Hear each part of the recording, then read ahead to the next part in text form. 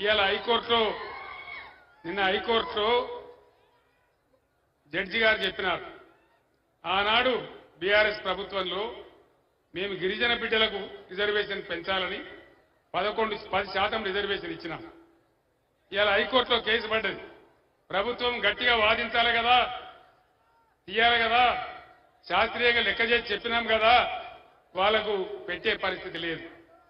తెలంగాణ ఆనాడు వరద కాలువను రిజర్వాయర్ చేసుకుంటే బ్రహ్మాండంగా 10 నెలల పాటు కాకతీయ కాలువ నడిస్తే మీకు బ్రహ్మాండంగా వడ్లు వండినాయి.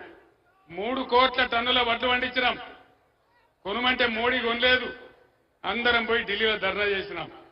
ఆ మోడీ అంటాడు, మీరు మీ తెలంగాణ ప్రజలకు యాసంగి వడ్లు కొద్దిగా నూకలైతే అంటే మీ తెలంగాణలో నూకలు తినండి అంటాడు. నూకలు తినమన్నటువంటి నూకరాజు ఈ ప్రధానమంత్రి మోడీ. మరి ఇప్పుడు మళ్ళా ఓటేయన్న మనము దేనికోసం వేయాలా? దయచేసి ఆలోచన చేయాలి. ఈ రాష్ట్రం మీది, భవిష్యత్తు మీది. మీరు యువకులు ఆలోచించి ఓటు వేయాలి తప్ప ఆగమాగం ఓటేద్దని చెప్తా ఉన్నా. ఈ బిల్డింగ్ మీద నాకంతా యువ సోదరులు కనపడతా ఉన్నారు. యువ సోదరులారా, ఈ తెలంగాణ మీది, భవిష్యత్తు మీది. కాబట్టి మీ అందరు నేను ప్రార్థిస్తా ఉన్నా, గుడ్డిగా ఓటేయడం కాదు, ఎవరు గెలిస్తే మంచిదని ఆలోచన చేయాలి. ఇవాళ నరేంద్ర మోడీ చివరికి ఏం చేస్తున్నాడు?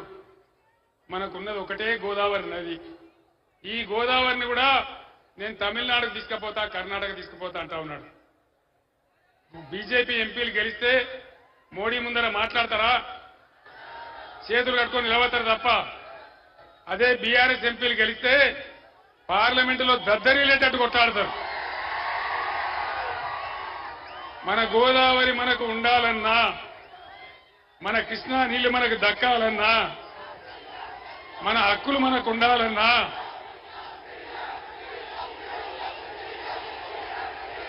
ఎందుక నేను చెప్పేది వాళ్ళకి అర్థం కావద్దా ప్రజలకు?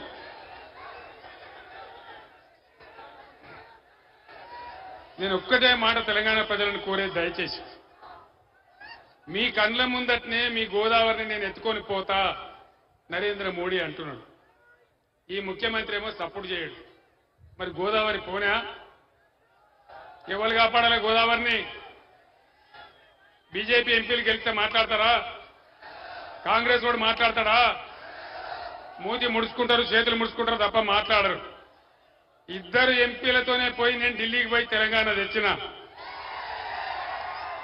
ఇవాళ మన గోదావరి నీళ్లు మనకు దక్కాలన్నా, మన కృష్ణ నీళ్లు మనకు దక్కాలన్నా, మన నిధులు మనకు రావాలన్నా, మనకు న్యాయం జరగాలన్నా ఖచ్చితంగా బీఆర్ఎస్ ఎంపీలే ఉండాలి.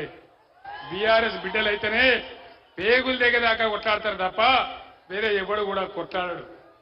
జగిత్యాలలో చాలా మంది రచయితలు ఉన్నారు, మేధావులు ఉన్నారు, మా రమణయ్య సార్ లాంటి పెద్దలున్నారు. మీ అందరికీ కూడా నేను దండం పెట్టి చెప్తా ఉన్నా, మీ తెలంగాణ బిడ్డగా నేను తెచ్చి తెలంగాణ ఎంత బాగా చేసినో మీ కళ్ళారా మీరు చూసినారు. ఇవాళ నా కళ్ళ ముందన్నే తెలంగాణ ఆగమైతుంటే నేను పిడికిలి బిగించి మళ్లీ పోరాటానికి వచ్చినాను. జగిత్యాలలో ఉండే రచయితలు, మేధావులు, విద్యావంతులు అందరితో నేను కోరుతా ఉన్నా, చేతుల కృష్ణా గోదావరి నీళ్లు పొడగొట్టుకోవద్దు. మన తెలంగాణ